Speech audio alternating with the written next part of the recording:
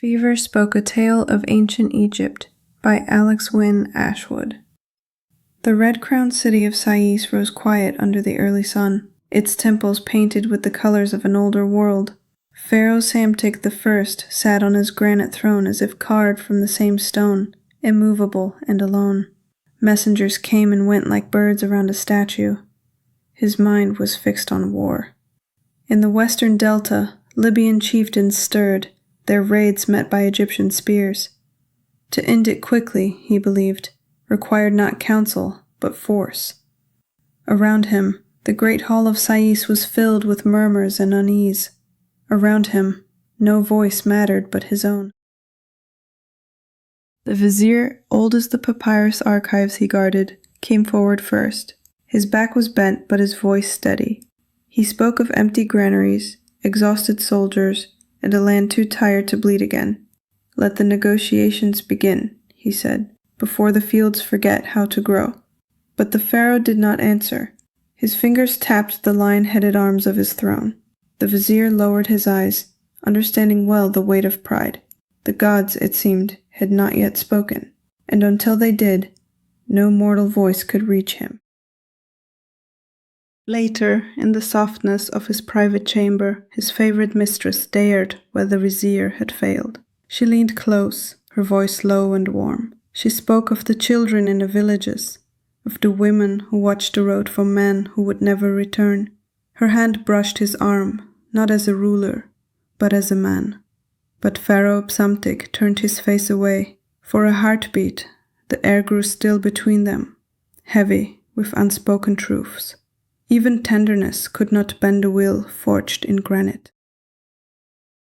At dawn, the priest of Neith entered the courtyard, dressed in white linen and carrying a staff of carved sycamore. Behind him, the temple doors stood open, and the scent of myrrh followed him like a shadow. He bowed low, then raised his voice. He invoked the name of Neith, weaver of destiny and mother of the first waters. He warned that a war waged for pride would be a war waged alone. But Pharaoh did not stir.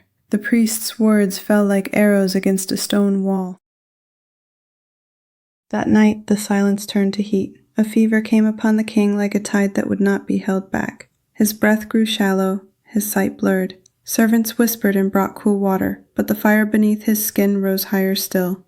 In the darkness behind his eyelids, the throne room melted into smoke and sand.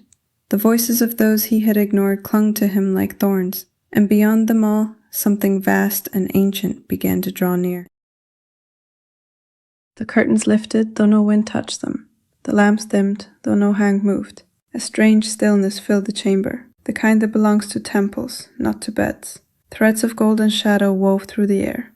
Pharaoh tried to raise his head, but the fever held him fast. He felt not fear, but the weight of a presence that had been watching far longer than any courtier or priest.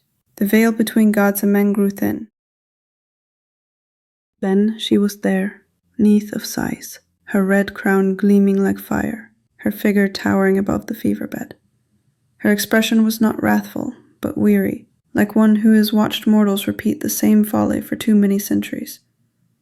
She pinched the bridge of her nose and sighed like the wind across old stones. Then she raised one finger and started to admonish him. "Stop this madness, you fool," she said. "Do you want to ruin Egypt? Make peace right now, or the end of your reign may come much sooner than you think." The fever did not vanish, but it bowed before her voice. Even a pharaoh can be scolded by a goddess. When the sun rose, the fever was gone. Psamtik sat upright, pale but clear-eyed. His counselor knelt before him, waiting for another command of war. Instead, the king's voice broke the stillness with words no one expected. "The war is over," he said. "Send word to the west. Open the gates. Let them return to their lands." And in that moment, Egypt turned a page that had not yet been written. At sunset, the king stood on the high balcony of Sais. Below, the courtyards filled with unseen crowds. He could not see their faces, but he heard the sound, the unburdening of a nation, rising like a river after drought. He closed his eyes.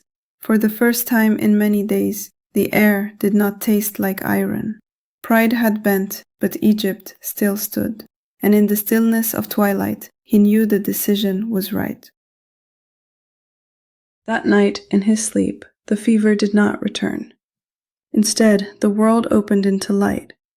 He stood in an ethereal palace where columns rose like reeds and the floor shimmered like water at dawn. There, Neith waited. No longer impatient, she stood at a great loom of gold.